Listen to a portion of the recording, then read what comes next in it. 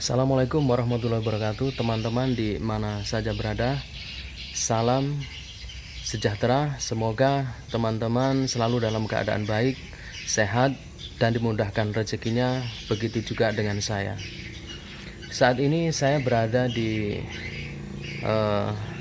depan rumah, itu rumah belakang, di tempat saya menanam jambu kristal jenis varietas kristal merah dan kristal putih. Cuma saya nanam tidak banyak teman ya, karena hanya sekedar hobi aja. Tapi alhamdulillah perkembangannya itu cukup bagus. Nah, kali ini saya akan mengulas tentang jambu kristal putih yang di usia sekitar 8 bulan. Nah, di usia ini yang tergolong masih muda ini sering terjadi kerontokan teman ketika berbunga dan juga mau menjadi pentil kecil-kecil, itu sudah sering jatuh dan rontok teman. Setelah saya amati dan saya pelajari penyebabnya, itu ada 3 faktor penyebab yang sering terjadi mengakibatkan bunga dan calon pentil tadi itu sering rontok. Untuk itu teman ya, kita langsung aja kita lihat ke pohonnya, dan saya akan jelaskan tentang penyebab kerontokan itu. Nah, ini teman ya, ini pohonnya yang saya tanam kurang lebih 8 bulan yang lalu. Pertumbuhannya sudah seperti ini. Kalau dilihat dari batang itu sekitar jempol ya, ibu jari segede ibu jari tangan lah ya. Ini untuk batang yang tengah. Dan jambu ini sudah berapa kali berbunga, cuma lebih banyak yang rontok daripada yang jadi ya teman. Pertama tadi yang kita harus maklumi, yaitu karena faktor usia yang masih tergolong muda ya, karena di masa ini fase vegetatif, dia fokus ke pembentukan batang, daun, dan akar ya.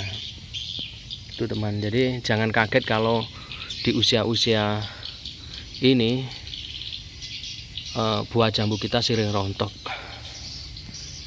Namun untuk meminimalisir ya terjadinya kerontokan di usia muda, katakanlah di atas 6 bulan, kalau kita mau memaksakan ingin merasakan buahnya ya,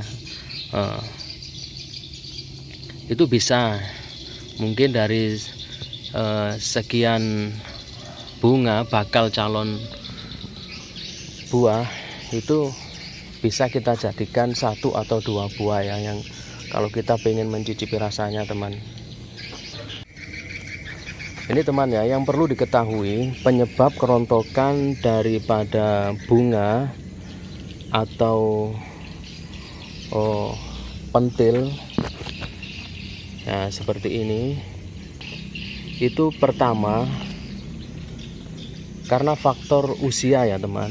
Jadi kalau usia jambu kita ini masih tergolong muda ya, baru tanam. Nah, ini di masa ini adalah fase vegetatif ya. Jadi fase di mana pohon jambu ini menyerap